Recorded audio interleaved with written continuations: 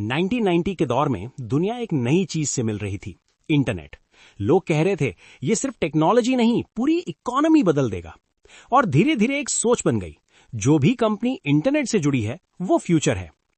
Nasdaq exchange पर .com companies की listing एक के बाद एक आने लगी।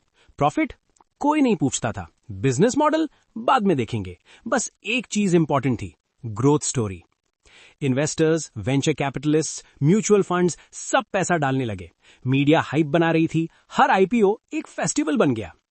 ये सपना धीरे धीरे बबल बन चुका था। फिर वो दिन आया जब मार्केट ने पहली बार खुद से सवाल पूछा, कंपनी पैसा कमा कैसे रही है? इन्वेस्टर्स ने देखा कि वेबसाइट्स बन रही हैं, एड्स चल रहे हैं, ऑफिसेज फ्लैशी हो रहे हैं, पर कैश फ्लो जीरो है। ज्यादातर .com कंपनीज सिर्फ फ्यूचर के वादे पर जिंदा थीं, प्रेजेंट में उनका कोई बिजनेस ही नहीं था। और जब ये सच सामने आया तो भरोसा टूट गया। एक के बाद एक कंपनी बंद होने लगी। Pets.com, वेबवैन, ई-टॉयज, सब के सब नाम रह गए, बिजनेस नहीं। नैस्डैक इंडेक्स गिर गया, बिलियंस डॉलर्स मार्केट से गायब हो गए, रिटेल इन्वेस्टर्स का पैसा डूब गया, हजारों लोगों की नौकरी एक झटके में चली गई। अमेरिका ऑफिशियली इकोनॉमिक स्लोडाउन में चला गया। पर सवाल यह था कि पैसा गया कहां? सच ये था कि पैसा खोया नहीं था, पैसा उड़ा दिया गया था। .com बूम के दौरान वेंचर कैपिटल और पब्लिक इन्वेस्टर्स का पैसा स्टार्टअप फाउंडर्स के हाथ में आ चुका था। ये पैसा लग्जूरियस ऑफिसेज में गया, मार्केटिंग इवेंट्स और पार्टीज में गया, सुपर बोल एड्स में गया, प्राइवेट जेट्स, बोनसेस और स्टॉक ऑप्शंस में गया। पैसा बिजनेस बनाने में कम, लाइफस्टाइल बनाने में ज्यादा लगा। पर उस वक्त किसी को प्रॉब्लम नहीं लग रही थी, क्योंकि मार्केट ऊपर जा रही थी। सब मजे में क्यों थे? क्योंकि सिस्टम में एक डेंजरस सोच चल रही थी, प्रॉफिट बाद में देखेंगे, पहले ग्रोथ दिखाओ। इन्वेस्टर्स को लगता था अभी लॉस नॉर्मल है, फ्यूचर में मोनोपोली बनेगी।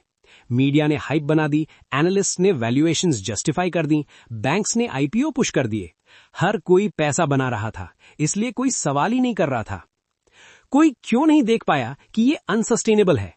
क्योंकि शेयर प्राइसेस बढ़ रहे थे, आईपीओ ओवर सब्सक्राइब हो रहे थे, पेपर वेल्थ क्रिएट हो रही थी।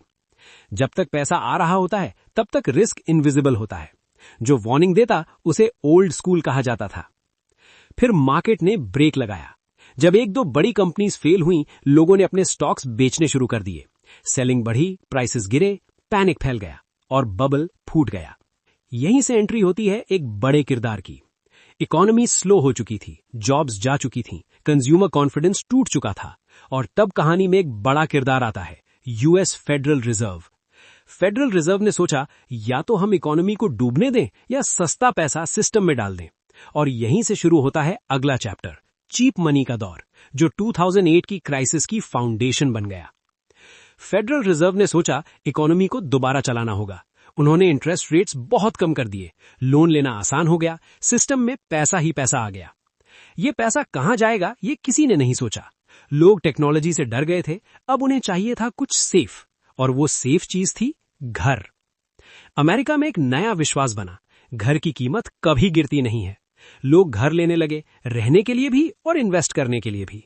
बैंक्स खुश थे, मॉर्गेज लेंडर्स खुश थे, रियल एस्टेट कंपनीज खुश थीं। घर बिक रहे थे, प्राइसेस बढ़ रही थीं और सबको लग रहा था ये साइकिल कभी रुकेगी नहीं। लोन स्ट्रक्चर कुछ ऐसा था, 2 साल ईएमआई कम, बाद में हाई ईएमआई। लोगों ने सोचा तब तक घर की प्राइस बढ़ जाएगी। गलती का शुरुआत। कंपटीशन बढ़ने लगा। बैंक्स ने सोचा सिर्फ अमीर लोग ही क्यों, हर आदमी को घर मिलना चाहिए। और यहीं से शुरू हुआ सब प्राइम लेंडिंग।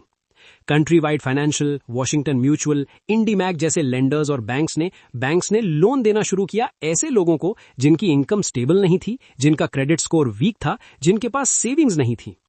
इन लोन्स को बोला गया सब प्राइम लोन्स। लॉजिक सिंपल था, अगर बोरोवर पे नहीं करेगा तो घर बेच देंगे। पर कोई ये नहीं सोच रहा था कि अगर सब एक साथ डिफॉल्ट करें तो घर कौन खरीदेगा। बैंक्स ने रिस्क क्यों इग्नोर किया? क्योंकि बैंक्स ने रिस्क अपने पास रखा ही नहीं। पहले मॉडल होता था, लोन दिया, बोरोवर से ईएमआई आई, बैंक का प्रॉफिट। नया मॉडल आया, लोन दिया, तुरंत बेच दिया, प्रॉफिट तुरंत मिल गया। इसे कहते हैं originate to distribute model. Bank का फोकस बोरोवर की क्वालिटी नहीं, लोन की क्वांटिटी बन गई। बैंक्स का नया गेम। पहले बैंक लोन देता था और रिस्क खुद उठाता था। अब गेम बदल चुका था। लोन दिया, लोन को पैकेज किया, मार्केट में बेच दिया। इन्वेस्टमेंट बैंक्स जैसे Lehman Brothers, Bear Stearns, Goldman सैक्स, मॉर्गन स्टैनली होम लोन्स को जोड़कर मॉर्गेज बैक्ड सिक्योरिटीज बना रहे थे। MBS, mortgage backed security. सोचो, एक बैंक ने 1000 लोगों को होम लोन दिया। हर मंथ लोग ईएमआई पे कर रहे हैं, बैंक के पास पैसा आ रहा है, लेकिन बैंक सोचता है अगर ये लोन्स हमारे पास ही रहेंगे तो रिस्क हाई है, अगर डिफॉल्ट हो गया हम डूब जाएंगे। सॉल्यूशन, लोन को बेच दो, रिस्क इन्वेस्टर को दे दो। बैंक ने 1000 लोन्स को बंडल किया, बन गया मॉर्गेज बैक्ड सिक्योरिटी। इन्वेस्टर ने एमबीएस खरीदा, अब इन्वेस्टर को ईएमआई का पैसा मिलेगा, रिस्क इन्वेस्टर पर शिफ्ट हो गया। प्रॉब्लम, एमबीएस में प्राइम बोरोवर्स भी थे जिनका स्टेबल इनकम था, सब प्राइम बोरोवर्स भी थे। उन सिक्योरिटीज को लेयर्स में तोड़ दिया जाता था। ऊपर वाली लेयर को बोला सेफ, नीचे वाली को बोला रिस्की। लॉस पहले नीचे वाले को लगता था, इसलिए ऊपर वाली को ऑलमोस्ट रिस्क फ्री बोला गया। पेपर पे सब परफेक्ट था। प्रॉब्लम यह थी कि नीचे वाली रिस्की टुकड़ों को कोई नहीं खरीदना चाहता था। तो बैंक्स ने क्या किया, उन रिस्की टुकड़ों को फिर से जोड़कर नया प्रोडक्ट बनाया, सीडीओ।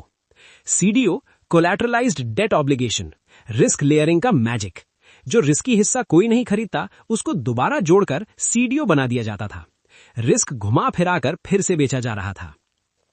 सीडीओ का असली पर्पस, रिस्क हाइड करना, कॉम्प्लेक्स बनाकर फीस कमाना, इन्वेस्टर को कन्विंस करना कि ये सेफ है। इस पूरे सिस्टम को एक चीज ने लेजिट बनाया, रेटिंग एजेंसीज, मूडीज, एस&पी, फिच। इन्होंने इन कॉम्प्लेक्स प्रोडक्ट्स को AAA रेटिंग दे दी। इन्वेस्टर ने सोचा AAA है मतलब सेफ है। किसी ने अंदर झांक कर नहीं देखा कि ये प्रोडक्ट किस पर खड़ा है, और वो था सब प्राइम लोन्स। हर तरफ पैसा घूम रहा था। इन्वेस्टर्स हाई रिटर्न्स के लिए एमबीएस और सीडीओ में इन्वेस्ट कर रहे थे। बैंक्स होम लोन्स देकर इंटरेस्ट और फीस कमा रहे थे। इन्वेस्टमेंट बैंक्स लोन्स को बंडल करके कॉम्प्लेक्स सिक्योरिटीज बनाकर बेच रहे थे। और रेटिंग एजेंसीज अपना फी लेकर AAA रेटिंग देकर सबको कन्विंस कर रही थी कि ये सेफ है। और फिर ये सब देखकर इंश्योरेंस वाले जैसे एआईजी, अमेरिकन इंटरनेशनल ग्रुप, एक ग्लोबल इंश्योरेंस कंपनी, बोले चलो हम भी कमाते हैं। उन्होंने क्रेडिट डिफॉल्ट स्वैप्स बेचना शुरू किया, जिसमें इन्वेस्टर्स को प्रॉमिस किया गया कि अगर ये रिस्की लोन्स फेल हो गए तो आपको आपका पैसा वापस मिलेगा। इन्वेस्टर्स खुश, प्रीमियम एआईजी के पास आ रहा था, शॉर्ट टर्म प्रॉफिट बन रहा था और मार्केट में इल्यूजन ऑफ सेफ्टी बनी रही। लेकिन असली प्रॉब्लम यह थी कि एआईजी के पास इतना रिजर्व नहीं था कि अगर बहुत सारे बोरोवर्स एक साथ डिफॉल्ट कर गए तो वो सबको पे कर सके। यही छुपी हुई टिकिंग बॉम्ब थी जो 2008 के क्रैश का एक बड़ा रीजन बन गई। इंश्योरेंस सिर्फ प्रॉमिस था, फाउंडेशन नहीं। शुरू में सब ठीक लग रहा था, इंटरेस्ट रेट्स लो थे, लोग ईएमआई पे कर रहे थे और घर की कीमत कंटिन्यूअसली बढ़ रही थी। लेकिन ये वही पॉइंट था जहां डिफॉल्ट शुरू हुआ। जैसे ही फेडरल रिजर्व ने इंटरेस्ट रेट्स बढ़ा दिए, वैसे ही सब प्राइम बोरोवर्स डिफॉल्ट करने लगे। सिचुएशन और वर्स हो गई। लोगों के घर की कीमत गिर गई और बैंक्स को बोरोवर्स का पैसा वापस नहीं मिला। जो घर पहले लोन के कोलैटरल थे, अब बैंक्स के पास आ गए। बैंक सोच रहे थे घर बेचेंगे, पैसा रिकवर करेंगे, पर प्रॉब्लम यह थी कि मार्केट में बायर्स नहीं थे। हाउसिंग बबल बर्स्ट हो चुकी थी, घर की डिमांड गिर गई और प्राइसेस कंटिन्यूअसली गिर रहे थे। इसका मतलब घर को बेचना इम्पॉसिबल हो गया। जो घर बैंक्स के पास आए वो भी मार्केट में वर्थलेस हो गए। यही मैसिव लिक्विडिटी क्राइसिस का एक बड़ा रीजन बना। बैंक्स के पास कैश नहीं था, इन्वेस्टर्स और इंश्योरेंस कंपनीज भी एक्सपोज्ड हो गए और पूरा फाइनेंशियल सिस्टम एक चेन रिएक्शन में कोलैप्स करने लगा। सितंबर 2008, 158 साल पुराना लेमैन ब्रदर्स बैंकरप्ट हो गया। गवर्नमेंट ने इसे बचाया नहीं, बस यहीं से पैनिक फैल गया। बैंक्स ने एक दूसरे को लोन देना बंद कर दिया, क्रेडिट सिस्टम फ्रीज हो गया, बिजनेस रुक गए, नौकरियां चली गईं। लेमैन ब्रदर्स के साथ साथ वॉशिंगटन म्यूचुअल सब प्राइम एक्सपोजर की वजह से कोलैप्स हो गया। इंडीमैक मॉर्गेज लोन्स के डिफॉल्ट की वजह से डूब गया। बेयर स्टर्न्स, जेपी मॉर्गन ने फेडरल रिजर्व के सपोर्ट के साथ बेयर स्टर्न्स को अक्वायर किया, जिससे यह बैंक ऑफिशियली कोलैप्स से बचा और सिस्टम में डोमिनो इफेक्ट रुक गया।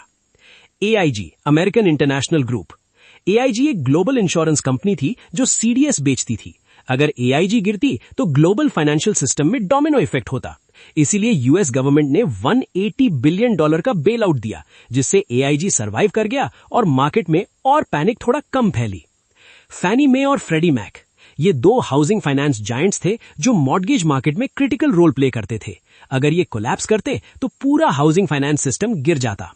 गवर्नमेंट ने दोनों को टेक ओवर कर लिया, जिससे लेंडिंग और हाउसिंग मार्केट टेम्परेरीली स्टेबल हो गया।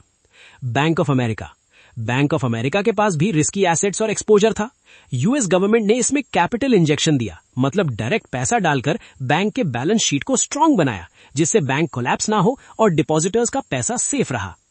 ये इंटरवेंशन स्ट्रेटेजिकली किए गए, सिस्टेमिकली इंपॉर्टेंट इंस्टीट्यूशंस को बचाना, डोमिनो इफेक्ट रोकना और फाइनेंशियल मार्केट में कॉन्फिडेंस वापस लाना।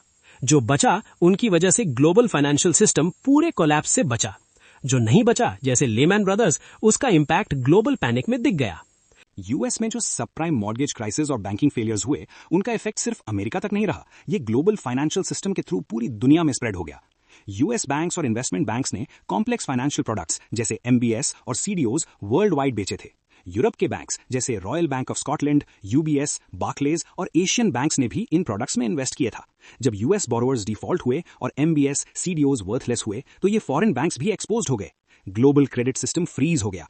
बैंक्स एक दूसरे को लोन नहीं दे रहे थे, लिक्विडिटी रुक गई। बिजनेसेस फाइनेंस नहीं ले पाए, ट्रेड स्लो हुआ और सप्लाई चेन्स डिसरप्ट हो गए। ग्लोबल रिसेशन आया, जॉब्स लॉस्ट, स्टॉक मार्केट्स गिर गए, जीडीपी ग्रोथ स्लो हुआ। एक सिंगल कंट्री यूएस का हाउसिंग और banking collapse global domino effect में बदल गया। जो लोग डायरेक्टली यूएस मार्केट में इन्वेस्ट नहीं थे, वो भी इनडायरेक्टली इफेक्टेड हुए, क्योंकि मॉडर्न फाइनेंस इंटरकनेक्टेड था। TARP, troubled asset relief program, banks और फाइनेंशियल इंस्टीट्यूशंस बचाइए गए, पर आम आदमी नहीं। आम आदमी की कीमत, लोगों के घर चले गए, नौकरी चली गई, सेविंग्स खत्म, पेंशन फंड्स खत्म। जिन्होंने सिस्टम बनाया वो बचे रहे, जिन्होंने सिस्टम पर भरोसा किया वो टूट गए। इंडिया में क्यों इंपैक्ट नहीं आया? 2008 के ग्लोबल फाइनेंशियल क्राइसिस का इंडिया पर लिमिटेड इंपैक्ट था। इंडिया में डायरेक्ट बैंकिंग कोलैप्स नहीं हुआ, लेकिन एक्सपोर्ट्स और ट्रेड स्लो होने की वजह से इनडायरेक्ट इंपैक्ट था, और इसका रीजन था स्ट्रांग रेगुलेशंस और कॉशियस बैंकिंग सिस्टम। आरबीआई ने कॉम्प्लेक्स डेरिवेटिव्स और टॉक्सिक फाइनेंशियल प्रोडक्ट्स अलाउ नहीं किए। सब प्राइम कल्चर जो यूएस में था, इंडिया में वाइड स्प्रेड नहीं था। बैंक्स ने हाई रिस्क बोरोवर्स को मास स्केल पर लोन्स नहीं दिए। इंडियन बैंक्स का exposure foreign MBS, CDO products पर लिमिटेड था। डोमेस्टिक फाइनेंशियल मार्केट का फोकस सेविंग्स, डिपॉजिट्स और ट्रेडिशनल लेंडिंग पे था। इसलिए इंडिया में डायरेक्ट बैंकिंग कोलैप्स नहीं हुआ और सिस्टम रिलेटिवली स्टेबल रहा। ये कहानी सिर्फ अमेरिका की नहीं थी, ये कहानी थी लालच, अंधे भरोसे और कॉम्प्लेक्सिटी की। 2008 ने दुनिया को यह सिखाया कि जब प्रॉफिट शॉर्ट टर्म हो तो रिस्क इग्नोर होता है, जब सिस्टम कॉम्प्लेक्स हो तो झूठ छुप जाता है, जब ग्रीड नॉर्मल बन जाए कोलैप्स गारंटीड होता है। और हर क्राइसिस के बाद एक ही सच बचता है कि कीमत हमेशा आम आदमी चुकाता है। 2008 का क्राइसिस एक गलती नहीं था, ये एक वार्निंग थी, और वार्निंग ये कहती है कि जो सिस्टम को समझने की कोशिश नहीं करता, सिस्टम उसे सबसे पहले तोड़ता है। अगर ये वीडियो आपको समझ आया और यूजफुल लगा तो लाइक, शेयर और सब्सक्राइब करना ना भूलें, और हम मिलते हैं अगले फाइनेंशियल वीडियो में।